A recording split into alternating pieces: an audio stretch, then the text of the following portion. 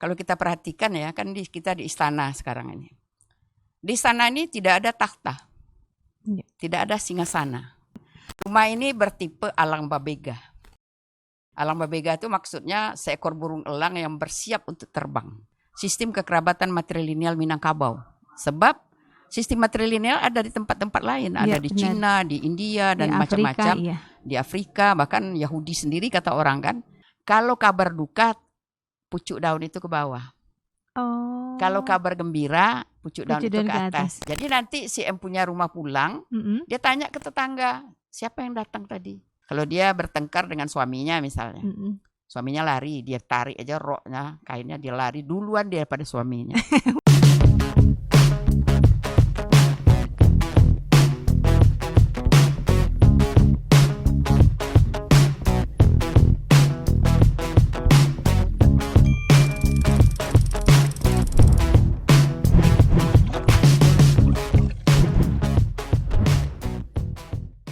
Assalamualaikum warahmatullahi wabarakatuh, sahabat budaya di seluruh Nusantara dari Sabang sampai Merauke. Bersama kami kembali Kabalai podcastnya BPNB Sumbar. Pada kesempatan kali ini BPNB Sumbar dengan Kabalainya berada di luar studio BPNB.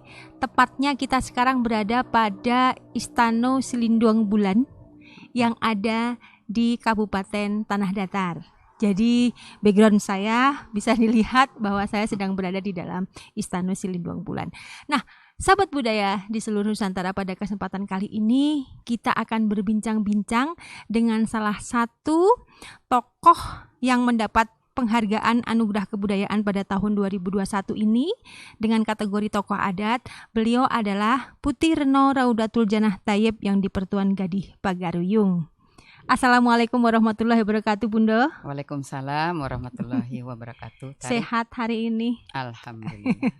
Jadi kita sekarang ngobrol-ngobrol santai ngomongin tentang Minangkabau, Bunda. Karena banyak sekali permintaan dari teman-teman, terutama bagi masyarakat Minang yang ada di luar ranah Minang ini, yang pengen ngobrol terkait dengan budaya yang ada di Minangkabau. Jadi sebelum kita banyak sekali materi-materi yang akan kita obrolkan, bisa nggak Bunda sebagai bahan untuk keturunan-keturunan Minang yang ada di rantau ini untuk memahami tentang sistem nilai mungkin yang berlaku di masyarakat Minangkabau? Ya. Jadi kalau kita bicara tentang Minangkabau, ada 3 sistem nilai yang berlaku sampai saat ini terhadap individu maupun masyarakat Minangkabau. Yang pertama, orang Minangkabau itu punya filosofi adat, sarak besan di kitabullah, sarak mengato adat memakai, alam tak kambang jadi guru. Dari filosofi itu, orang Minangkabau ini Islam. Jadi tidak ada kita bicara Minangkabau yang tidak Islam atau Minangkabau yang Islam. Jadi kalau kita bicara tentang Minangkabau berarti Islam. Itu yang pertama. Yang kedua, sistem kemasyarakatan atau di dalam adatnya disebut dengan sistem kelarasan. Jadi itu yang mengatur bagaimana masyarakat, suku dan segala macamnya. Ada 3 sistem sebenarnya yang ada, tapi yang populer hanya 2 ya.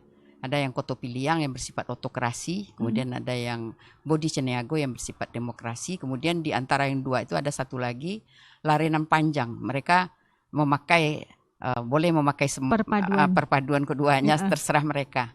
Jadi yang luar biasa, ketiga sistem masyarakat itu berjalan secara paralel di dalam setiap negari.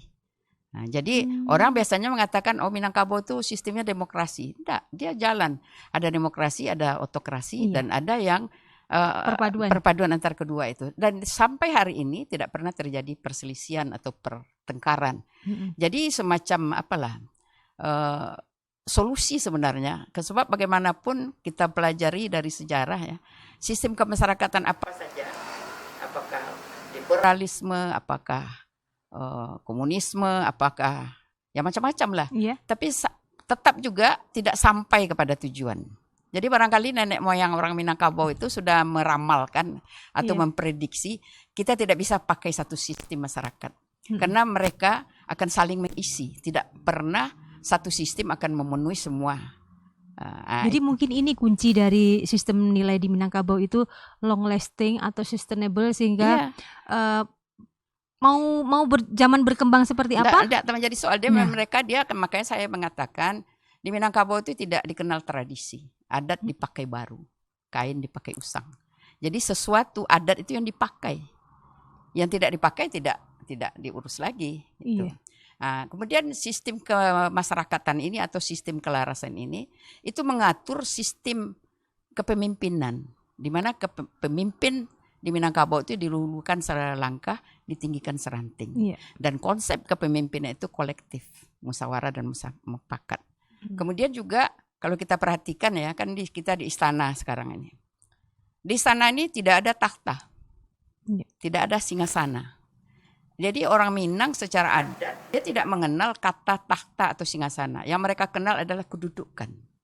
Kedudukan raja, kedudukan penghulu, kedudukan mandesoko. Nah, jadi duduk.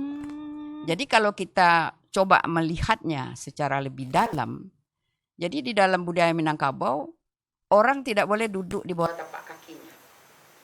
Jadi maka laki-laki duduk bersila, kakinya ke belakang, tapaknya. Perempuan duduk bersimpuh, kakinya ke belakang. Jadi tidak ada yang duduk di bawah dia. Kalaupun ada, ini contoh konkret ini kita berada. Ini rumah Istana Selinobulan, rumah Raja Pagaruyung, dari sejarah yang sudah lama sekali. Dan dari rumah ini kita bisa melihat bagaimana posisi kedudukan laki-laki dan perempuan. Dari mana? Jadi bisa kita nanti melihat lebih jauh tentang kesetaraan antara laki-laki dan perempuan. Rumah ini bertipe alang babega. Alang babega itu maksudnya seekor burung elang yang bersiap untuk terbang. Tangganya 2, kiri dan kanan. Yang kiri itu anjung emas, tempat laki-laki, raja dan perangkatnya segala macam laki-laki. Kalau ada acara-acara sebelah kanan, naik di tangga yang sebelah kanan. Sebelah kiri anjung perak, ini tempat perempuan. Mande raja, ibu raja, nenek raja, dan istri raja, dan kerabat-kerabatnya. Dan semua sebelah sini itu untuk perempuan. Nah, jadi antara laki-laki dan perempuan, di duduk aja kita bisa melihat kesetaraan. Tidak ada beda. Tempatnya sama, hiasannya sama, tingginya sama, cuma yang satu di kanan, yang satu di kiri. Jadi konsep kesetaraan itu seperti tangan kanan dan tangan kiri. Tangan kanan untuk makan, tangan kiri untuk memegang yang apa. Tapi mereka tidak berarti tangan kiri lebih jelek dari tangan kanan, tapi yang membedakan fungsinya. Seperti itu konsep dari kesetaraan dari nilai-nilai. Dan itu nampak di susunan rumah, di pakaian nanti. Banyak sekali kalau memang jadi kalau boleh saya simpulkan bahwa sistem-sistem nilai yang ada yang sudah Bunda sebutkan tadi itu bisa terimplementasi semua ke dalam apapun produk budaya yang masyarakat Minangkabau hasilkan. Ya, yang satu lagi sistem kekerabatan matrilineal Minangkabau. Kalau Bundo selalu mengatakan sistem kekerabatan matrilineal Minangkabau, sebab sistem matrilineal ada di tempat-tempat lain, ada di Cina, di India, dan macam-macam. Di Afrika, bahkan Yahudi sendiri kata orang kan. Tapi tidak Islam. Yang Islam hanya Minangkabau. Makanya Bundo selalu mengatakan sistem kekerabatan matrilineal Minangkabau. Bersuku ke ibu. Tapi bernasab tetap ke ayah. Nah, jadi jangan salah. Orang kan sering mengatakan, orang Minang katanya filosofinya adat pesan di Sarak pesan di Kitabullah, tapi dianggap bertentangan. Mereka belum paham. Jadi ketiga sistem nilai itu beririsan, saling terkait. Tidak bisa kita bicara tentang matrilineal tanpa bicara tentang sistem kemasyarakatan, tanpa bicara tentang filosofi.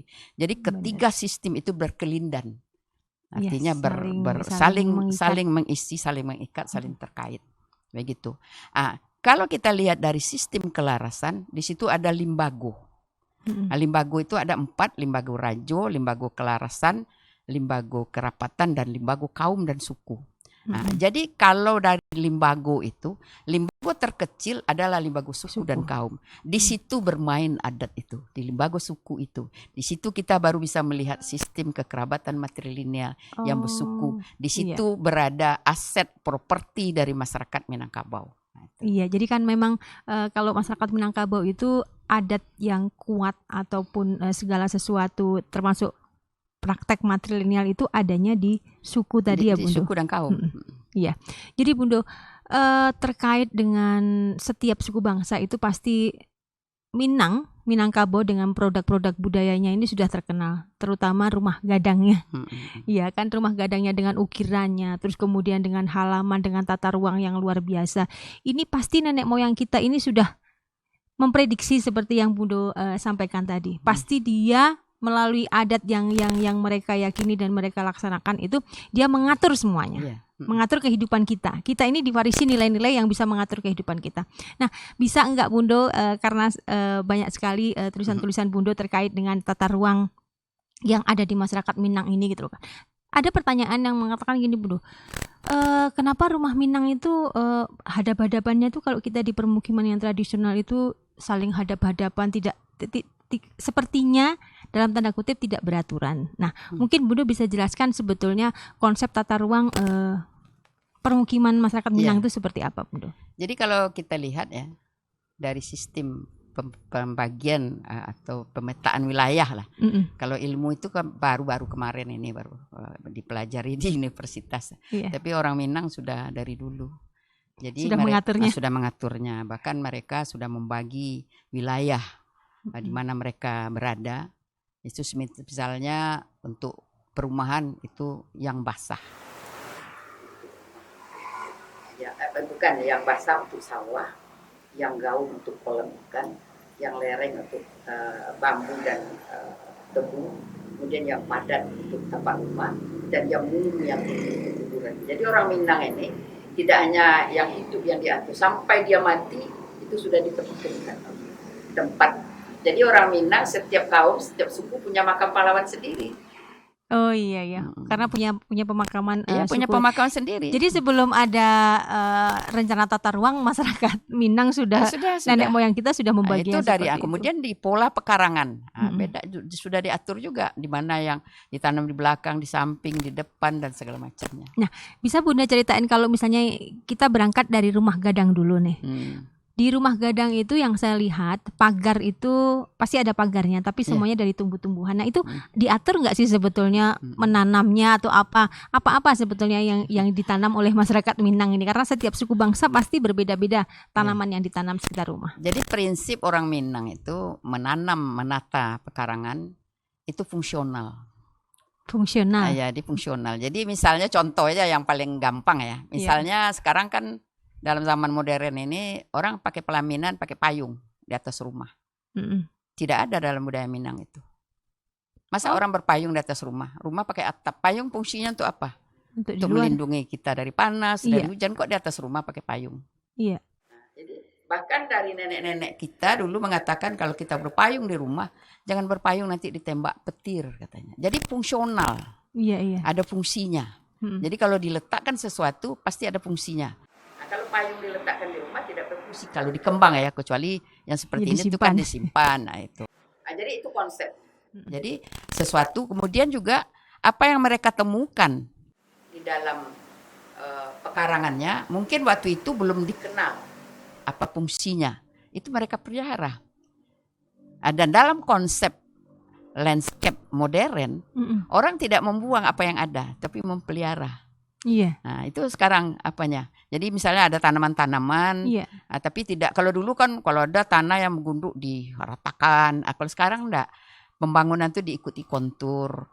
Kemudian tanaman yang ada dipelihara sehingga menjadi tidak dibuang. Nah, itu konsepnya. Jadi orang Minang kalau kita lihat pola pekarangannya, mereka mengenal ada halaman, ada parak. Halaman berarti di depan rumah gadang. Di depan rumah gadang dan ada di belakang juga ada juga. Kemudian ada parak kecil. Itu tempat tanam-tanaman, bumbu-bumbu. Itu posisinya biasanya di mana? Di belakang itu kalau parak belakang itu rumah. Di belakang rumah.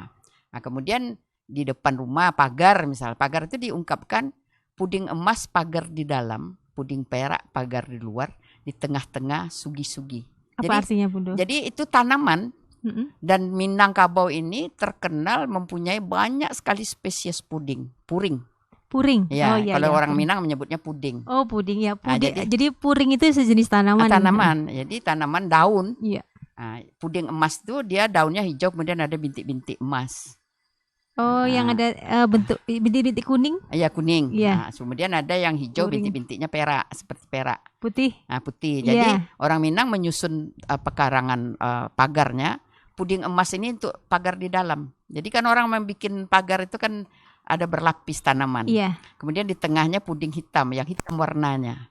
Warnanya hitam. Iya. Hijau gelap. Ada yang hitam, ada puding hitam.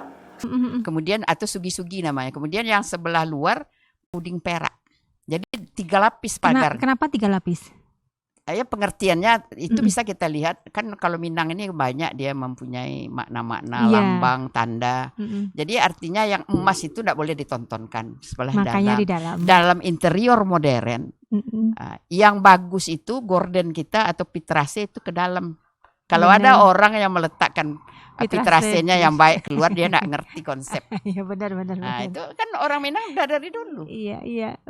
Lewat tanaman Lewat pagar. tanaman pagar. Iya gitu. benar. Nah, kemudian tanaman aromatik misal itu di bawah tangga, di bawah anjung. Apa aja kalau tanaman aromatik Ya contohnya ada Bunda? bunga melati, bunga melur, bunga nango, macam-macam. Sekarang udah susah Nah, kita sekarang nyari. sudah susah mencari ya itu. Malah janda bolong yang ditanam. Jadi Sekarang kan tanaman yang bersifat sebenarnya bukan spesies lagi kan sudah hibrid itu, udah temuan perkawinan dari berbagai jenis tanaman. Padahal nenek moyang kita itu mewariskan tanaman terus kemudian menanam sesuatu pada tempatnya itu kan fungsional seperti Bunda Iya. sampaikan tadi. Ada lagi satu tanaman yang sangat luar biasa.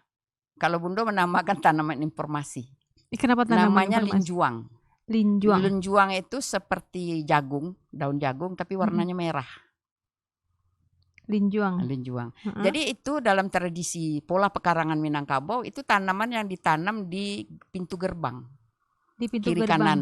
Kiri kanan Pintu pintu gerbang. masuk halaman. Mm-mm. Nah, jadi itu kalau zaman dulu sebelum ada telepon, sebelum ada segala macam, Mm-mm. misalnya orang datang ke rumah kita, tapi orang punya rumah tidak ada. Mm-mm. Mereka mau memberi kabar atau mengundang untuk pesta. Mm-mm. Nah, kalau kematian, kabar buruk yang dibawakan, kemudian dipetiknya daun apa itu? Daun linjuang Daun tuh. linjuang itu satu. Kemudian diselipkannya di jendela. Kalau kabar duka, pucuk daun itu ke bawah. Oh. Kalau kabar gembira, pucuk daun Pucuk itu daun ke ke atas. Jadi nanti si em punya rumah pulang, Mm-mm. dia tanya ke tetangga, siapa yang datang tadi?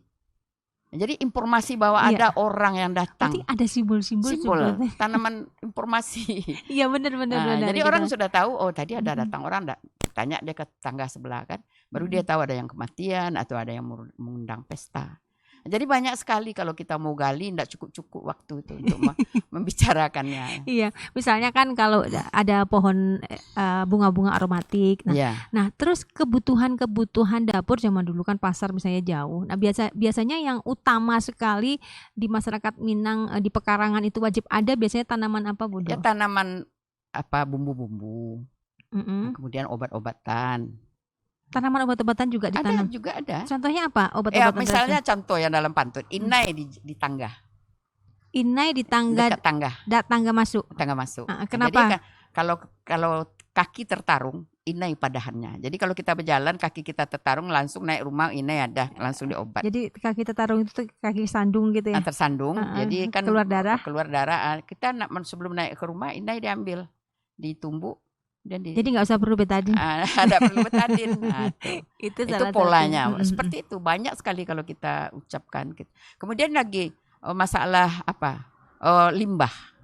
Jadi dalam sistem rumah gadang mereka mengolah limbah dapur terutama ya, bukan limbah dapur. Iya, limbah dapur. Itu biasanya di dapur itu ada kolam kecil. Jadi limbah itu dialirkan ke kolam itu. Kemudian di kolam itu ditanam beberapa jenis tanaman. Adanya jariangau namanya, ada si kumpai, ada si karau, ada tanaman itu nama Minang ya. Nama Minangnya. Nanti kami terjemahkan. Carilah nama terjemah bahasa Indonesia dan bahasa Latinnya. Iya. Kemudian sesudah kolam pertama itu ada kolam yang agak lebih besar, dialirkan air itu.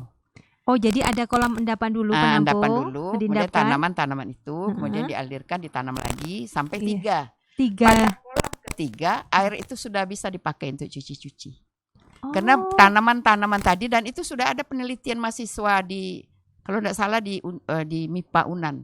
Ternyata tanaman-tanaman itu yang ditanam itu bisa menyerap racun-racun B3, Iya. kotoran-kotoran gitu. Berarti nenek moyang kita sebetulnya sudah tahu tata cara mengolah limbah. Mengelola limbah ya. Jadi kita sekarang main buang aja Akhirnya Bunda. main buang, main segala Iya. macam gitu. Padahal kita punya kearifan Bahkan lokal. mereka mengolah limbah dan bisa dimanfaatkan kembali untuk cuci-cuci, untuk nyiram, untuk segala Dan macam. itu dengan herbal gitu. Herbal Iya, dengan tanaman itu. yang bisa renewable Jadi lagi. tidak ada pakai kimia buatan, kimianya Benar. kimia alami. Jadi memang ditampung di 3 bak 3 bak penampungan penampung. dan di yang Rata-rata terakhir. di samping itu ada ikan dimasukkan dalam kolam kan. Jadi yang di bak ketiga itu sudah bisa masuk ikan. Sudah bisa masuk ikan gitu.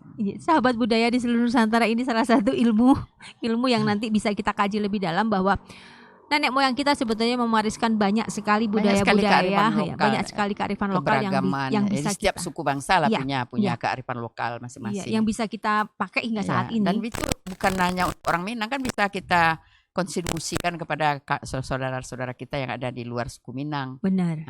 Nah, jadi Bundu, selain kalau saya melihat itu tadi kita ngomongin tentang tata ruang di rumah gadang gitu kan. Nah, tata pekarangan. Nah, sebetulnya kalau misalnya kita lebih luas lagi, yang seperti saya bilang tadi, kenapa rumah gadang itu ngumpul kesannya padat kali kalau di dalam permukiman. Padahal kalau kita lihat itu kan di sekitarnya masih banyak lahan-lahan yang kosong. Nah, seperti yang Bunda sampaikan tadi, ada konsep-konsep kenapa dipilih untuk yang padat, untuk yang rumah, terus kemudian pemilihan yang sawah seperti apa, itu tadi seperti apa sebetulnya nilai yang mau disampaikan, Bunda? Jadi mereka paham betul apa yang tentang bagaimana bentang alam ini. Jadi mereka tahu sifatnya. Kalau tanah yang padat seperti apa, tanah yang basah seperti apa, yang gaung seperti apa. Jadi mereka berdasarkan pengalaman berguru ke alam itu, mereka menyesuaikan dengan dipelajarinya alam itu, kemudian dimanfaatkannya, diaplikasikannya ke dalam hidupnya. Misalnya kalau mereka mau bikin rumah misalnya, mereka jarang sekali membuat rumah di dalam sawah. Tapi mereka membuat rumah dicari tanah yang padat, yang tidak labil. Sebab rumah ini nanti, apalagi kalau dikaitkan dengan gempa segala macam, tapaknya harus kokoh. Tapaknya harus kokoh. Dan kalau kita bicara lagi tentang rumah misalnya, rumah-rumah gadang orang Minang itu tidak pakai pondasi, yang digalikan ke dalam tanah. Iya. Nah, itu juga dia memang di atas permukaan. Dia di atas permukaan, kemudian baru setelah tiang-tiang berdiri, baru masukkan batu. Diangkat terus di batu. Dan makanya rumah-rumah Minang dulu, kalau ini kan sudah beton ya, itu bisa diputar hadapnya. Jadi ada pernah kejadian di Kotoanau itu, baru-baru tahun abad-abad sekarang lah. Jadi di rumah tuh ada yang sakit-sakit gitu. Jadi setelah diapakan arah rumahnya agak salah. Jadi minta dipindahkan gitu. Itu pernah terjadi diangkat beramai-ramai. Oh, jadi tinggal geser aja. Ya. Jadi nggak perlu biaya besar untuk membalikan menghadap rumah. Kemudian ada lagi kalau kita bicara tentang ruangan ya, rumah gadang misalnya. Nanti kalau tari tidur sini, buka aja jendela, tidak akan ada nyamuk 1 ekor pun. Kenapa? Nah, itu kenapa? Kok bisa rumah gadang nggak ada nyamuk? Nggak ada nyamuk. Ternyata Bundu kan orang pertanian, belajar entomologi. Oh iya. Kenapa, ternyata nyamuk itu terbangnya tidak lebih dari 2 meter. Oh, pantesan rumah gadang.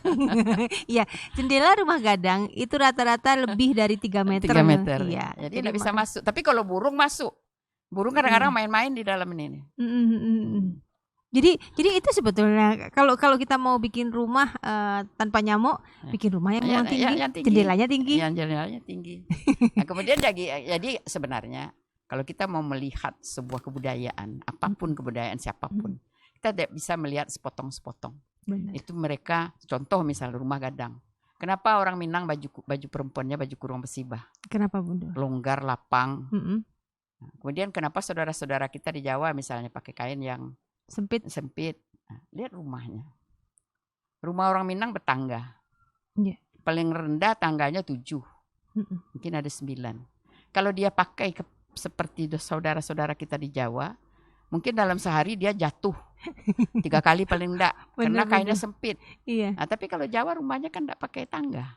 Rata. Nah, jadi harusnya kita melihat seperti itu. Jadi baru dia klop. Nah, kalau enggak ngambang gitu. Nah, jadi orang Minang nih pakaiannya itu menyebabkan dia apalagi duduk bersimpuh. Jadi kalau kain sempit enggak bisa dia duduk bersimpuh. Kemudian Bisa juga kesemutan. di situ juga kita bisa melihat kebebasan perempuan. Mereka tidak diikat oleh pakaian untuk gerak-geriknya. Jadi semacam kebebasan. Iya, jadi ada istilahnya. Kalau kita kaitkan dengan kesetaraan gender segala macam tadi. Kalau Bundo mengatakan kan, kalau dia bertengkar dengan suaminya misalnya, suaminya lari, dia tarik aja roknya, kainnya, dia lari duluan daripada suaminya. Bener. Jadi tidak akan bakal jatuh gitu. Iya, jadi itu kemandirian perempuan Minang dari kostumnya dan dari rumah gadangnya dan dari kegiatan aktivitasnya. Iya, jadi dia jadi konsep itu akan berkaitan dengan semua. Berarti sebetulnya perempuan Minang itu diberi kebebasan untuk lebih leluasa bergerak ya. Nah, intinya di situ lebih leluasa bergerak dalam arti apapun yang artinya, baik lah yang baik, mengelola rumah dan segala macamnya, dia mempunyai peran yang ngejar luar biasa. Anaknya kalau lari misalnya suaminya. Benar Bundo.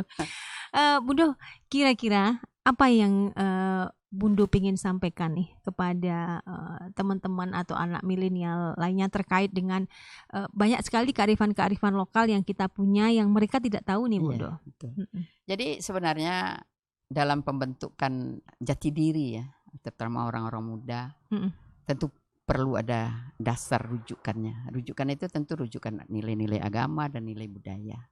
Jadi yang penting itu kita memahami apa-apa kearifan-kearifan lokal itu, dan kemudian keunggulan-keunggulannya, sehingga kita ada rasa bangga, tapi kadang-kadang kan anak-anak muda sekarang tidak mau menengok ke belakang. Dianggapnya adat itu kan kuno, dianggapnya adat itu kuno, ketinggalan zaman dan segala macam. Padahal banyak sekali dari nilai-nilai kearifan lokal itu mendahului zamannya.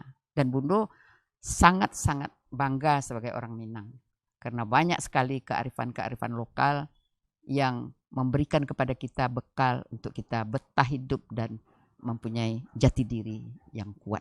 Iya, jadi bahwa kita mempelajari adat sahabat budaya, pesan dari Bundo tadi bahwa jangan secara parsial, tetapi pelajari secara utuh sehingga kita bisa memaknai dan mengerti maksud apa sebetulnya yang ingin disampaikan oleh nenek moyang kita terkait dengan adat istiadat yang dijalankan secara turun-temurun ini. Sahabat budaya di seluruh Nusantara, demikianlah obrolan kita dengan Bundo Rauda Thayyib.